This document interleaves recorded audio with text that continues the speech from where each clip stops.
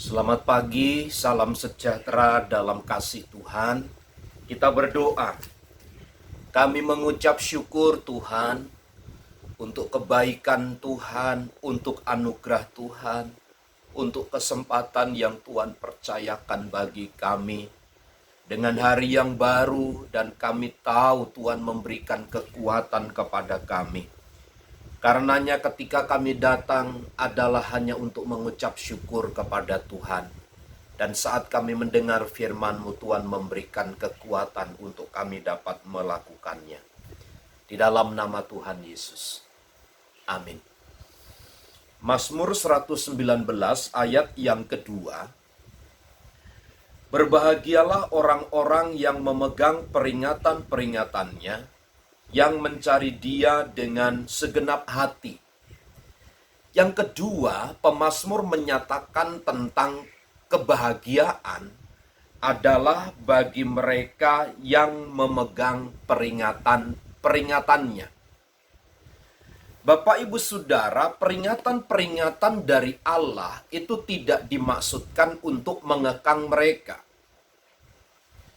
Untuk tidak dimaksudkan membatasi gerak langkah mereka, tetapi adalah cara sebuah jalan untuk mengarahkan mereka kepada sebuah prinsip dan nilai kebenaran. Karena di luar itu tentu adalah jalan yang sesat, jalan yang salah. Karena setiap kebenaran selalu ada peringatan-peringatan.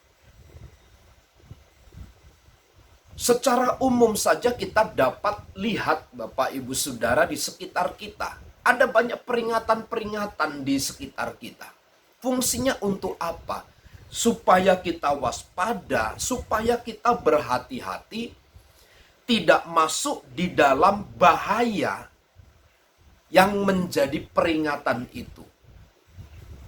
Nah, Alkitab dengan tegas menyatakan berbahagialah orang-orang yang memegang peringatan-peringatannya. Adalah orang-orang yang berbahagia di hadapan Tuhan ketika mereka memegang peringatan-peringatan Tuhan. Peringatan-peringatan Tuhan itu menjadi bagian dalam hidup orang percaya.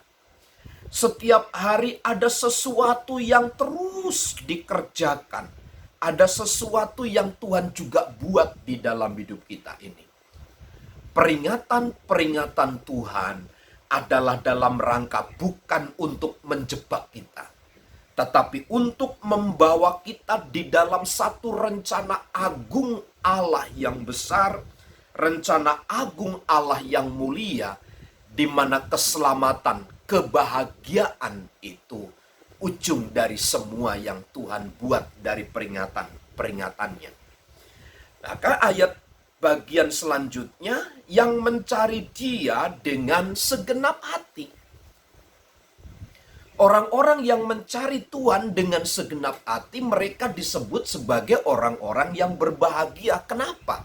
Karena mereka akan menemukan Tuhan. Orang-orang yang mencari Tuhan dengan segenap hati, dengan kesungguhan, maka mereka akan mendapatkan. Bukankah kita teringat terus tentang peristiwa bagaimana Tuhan Yesus memberikan perumpamaan? Dia ada di depan pintu, sedang mengetok pintu. Dia ingin masuk dan mendapatkannya. Orang-orang yang mencari Tuhan pasti akan mendapatkan. Lihat hakim yang lalim dengan seorang yang bersalah. Dia terus datangi rumah orang lalim itu. Dia terus datangi.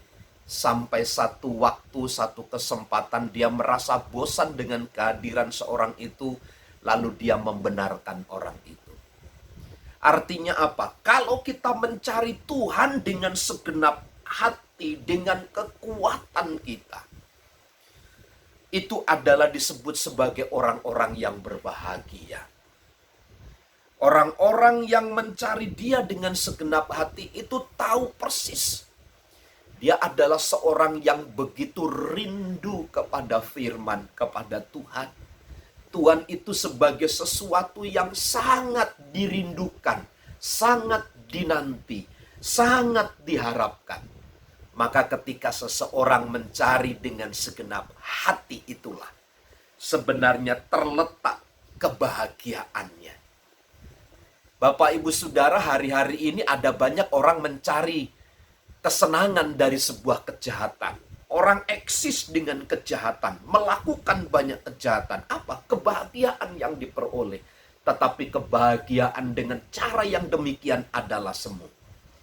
Alkitab memberi peneguhan. Berbahagialah mereka yang memegang peringatan-peringatannya dan yang mencari Tuhan dengan segenap hati. Maka hak kebahagiaan adalah ada pada Anda dan ada pada saya.